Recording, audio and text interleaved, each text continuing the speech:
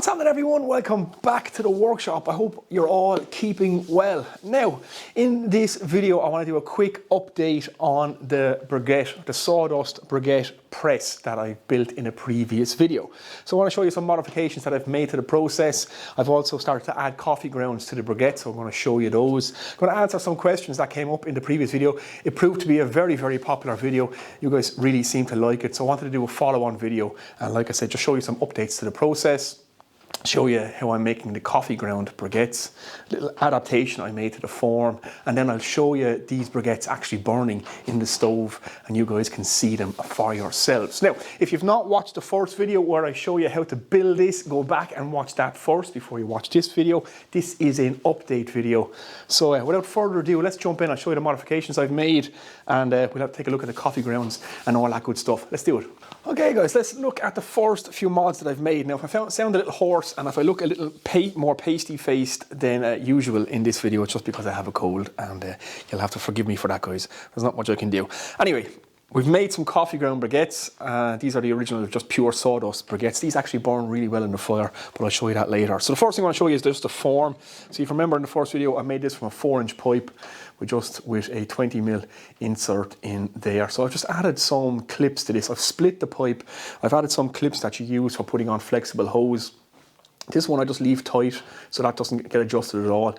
And this one I just open and close. So I just use a screw gun just to wind that in and wind it out. And what that allows me to do is just push out the briquette by hand. So I can press the briquette. I'll show you this now in a minute. I'll just tighten this up, press the briquette, loosen this up, and I can just push it out by hand. It speeds the process up. It means there's just not any extra steps that I have to take. I'm pressing about 30 briquettes an hour. That's what I'm kind of doing, and I'm not rushing or anything like that. I reckon I could do more if I really wanted to work flat out, but I pressed out about 30 briquettes an hour. So these are ones I've just freshly pressed now. These are the coffee ground ones, so I've mixed in some coffee grounds. I'll show you the coffee grounds now in a second. These are a lot more dense, they burn longer and they burn hotter than these ones, although these ones do burn pretty good. That's one that's been drying for a couple of weeks, so it's a lot lighter. They hold together pretty well. You wouldn't bounce it off the ground, it would disintegrate, but you know, they are pretty solid. They do hold together pretty well and they do burn for a long time in the fire. So that's a kind of a more dry one. It has lost some of the moisture and some of its weight. So yeah, so that's where I'm at. That's a slight modification I've made, and these are the coffee grounds. So let me just show you some coffee grounds and I'll tell you where I got them. Okay guys, I got about 20 kilos or more of coffee grounds. So I just went to my local coffee shop and I asked, do you have any of the waste coffee grounds? And they have tons of the stuff. So any of these big coffee chains sell loads of cups of coffee every day.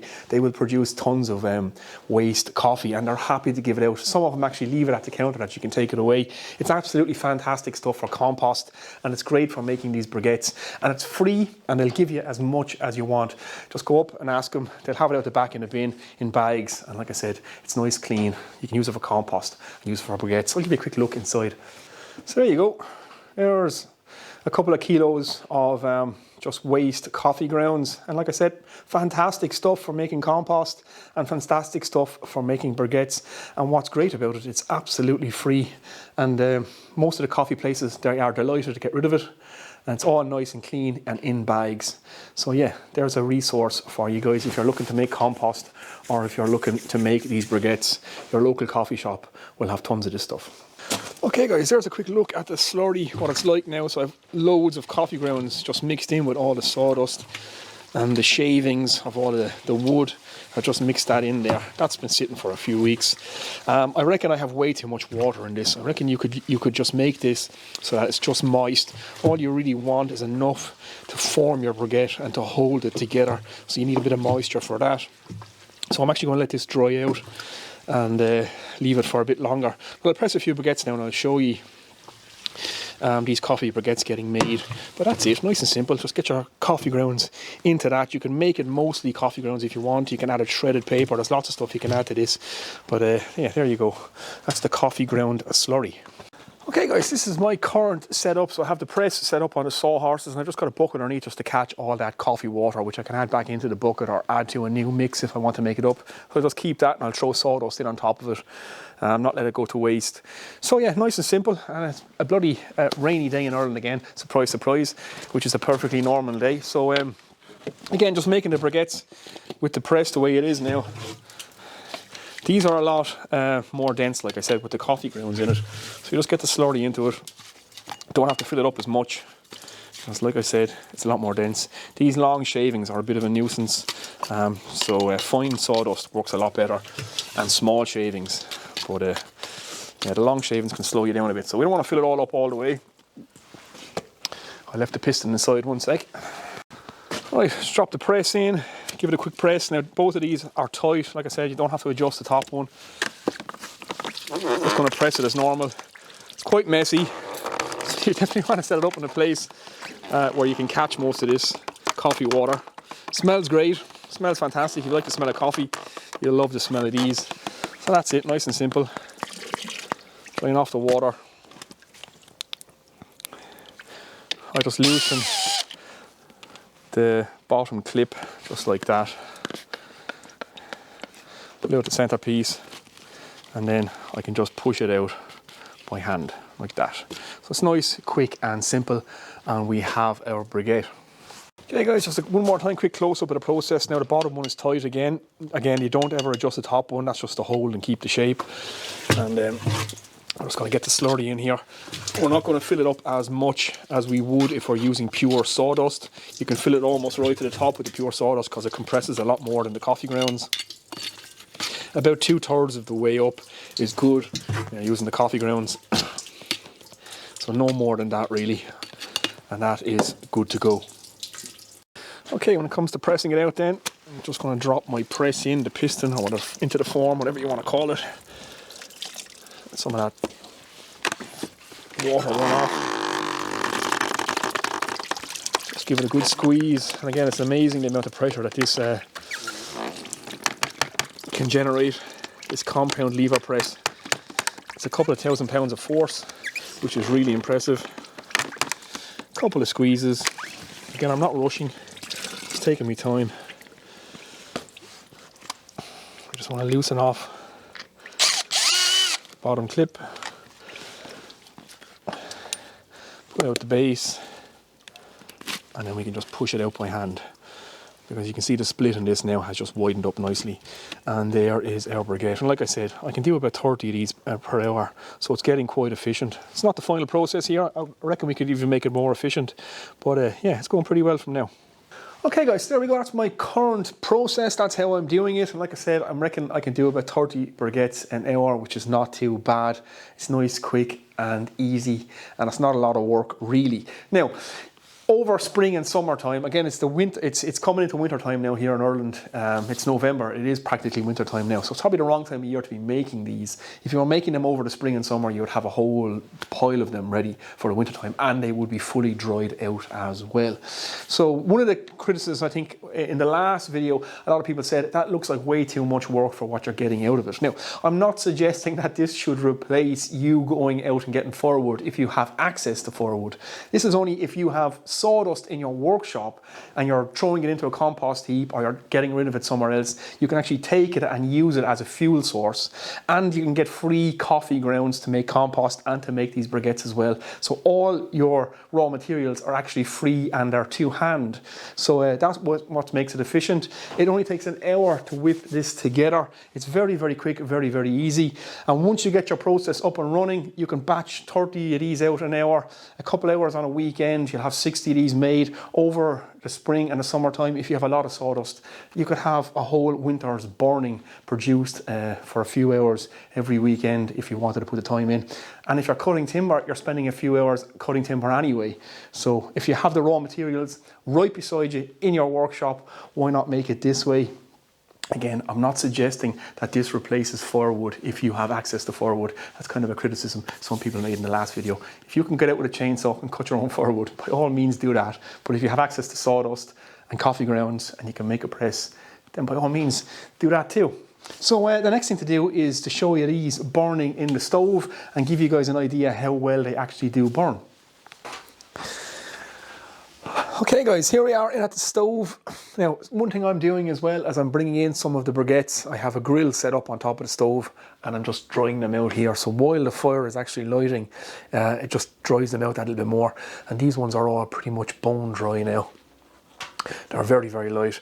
Most of the moisture is completely gone from them now. So I have just the sawdust ones in the fire at the minute, and they're burning away there nicely, giving it a nice bit of heat. I'll give you a close-up of those burning, and then I'll show you the coffee ones burning. Now, these burn for about an hour, hour and a half. Again, it depends on your stove, how much draft you have going on. But typically, if you dampen the stove down a small bit, they will smoulder away in there for an hour, hour and a half, maybe even longer. And they do produce quite a nice bit of heat, and they glow red hot too. So yeah, they work quite well. So that's just pure sawdust ones I have in there at the minute. I'll give you a close-up. Okay guys, there you go. It's a quick close-up of just the pure sawdust ones now burning in the fire. And if I just open the door and even a bit of draft, you'll see them light up. So there you go. They glow pretty much red hot. And as you can see, they burn quite nicely indeed. So they generate a really nice bit of heat coming off that now. So there's actually a back boiler in this stove, so that will heat the water for the house as well. And like I said, if you leave it nice and damped down, you can turn the stove right down and they will smoulder away in there now for, you know, anything up to 2 hours really. Again, depending on the size of your stove. That's just the sawdust ones. The coffee ones perform even better. There we go. There now, it's perfect. Okay guys, so it's a good half an hour, maybe 40 minutes that just the pure sawdust ones have been in there now. And you can see the fire is completely damped down. I have it set to the lowest setting. And they are just lovely and smouldering away in there now. And there's still plenty of burn time left on them. And if I just open the door, they'll kind of glow up and you'll see it comes out a bit better on camera. You can see them in there now. And again, that's just the pure sawdust ones. So I'll let them burn down a bit more and I'll throw in a few of the coffee ground ones and you can see them in action. We're about, I'd say, 40 minutes into burning these now. The stove is nice and damped down. A lovely bit of heat generated. So you can see they work quite well. Okay guys, it's been about an hour and I've added some of the coffee ground ones. You can see them here, there's one up the back there. But we still have, the sawdust ones are still in there. Just open it up again.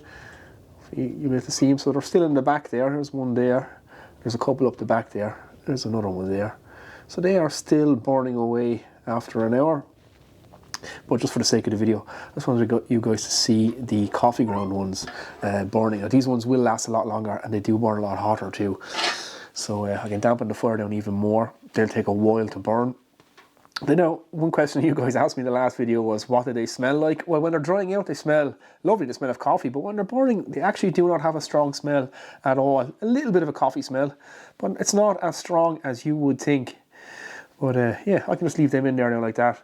They will burn away. Like I said, the coffee ones are longer lasting and they do burn hotter. But the sawdust ones alone, in my opinion, once you let them dry out, get everything nice and dry, they actually work really, really well. Right guys, it's probably about another half an hour has gone by. So the coffee ground ones are in there and you can see how much they are glowing red hot now. Like I said, they do burn a lot hotter. So you can see that one up there. You can see the center of the fire is much, much hotter. Now I've the fire set to its lowest setting right now. So it's only simmering away. And you can still see that's the sawdust one. It's still going strong there. I'll just open the door again so you can make them light up so you can see. That's a coffee one. That's a coffee one. And there's a coffee one in the background. I have to use the glove now because the front of the stove is red hot.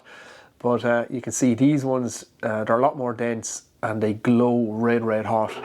So coffee ones definitely give you a longer burn time and a lot more heat. So there you go, top tip. Get some free coffee grounds for your local coffee shop and make some briquettes. I mean, it's burning like coal in there now. It's that kind of hot. And like I said, it's a half an hour into it. So these are in there well over an hour now, the sawdust ones, and they're still glowing away. So yeah, it's a win-win situation in my book. And the hole in the middle helps them burn a lot better. It also helps them dry a lot quicker too. So it's a good idea to put that hole through the center. And I can get a nice little smell of coffee there now as I open the door. So you do just get a hint of coffee. Like I said, it's not very, very strong. You would think it would be strong if you're burning it, but it really, really isn't. It's just a nice little scent. But yeah, it's a nice glowing red hot fire there now, guys. Coffee grounds and sawdust are definitely the way to go. And if you have it in your workshop, it's some free fuel with a bit of edible grease. Okay guys, so there we go, a quick update video on how I'm getting on with the compound lever press and making my own briquettes. So you can see now how well they're burning. Adding the coffee grounds really does add to the mixture. It does make them burn a lot hotter and for a lot longer, and it's a free resource as well. Like I said, you can make some compost if you're into your gardening and growing vegetables. These coffee grounds are great for making compost too. So it's a great use for sawdust in the workshop.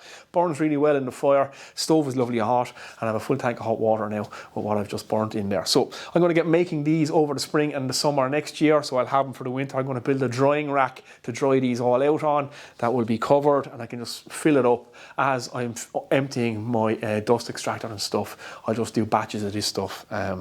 I might dry the mix out a bit.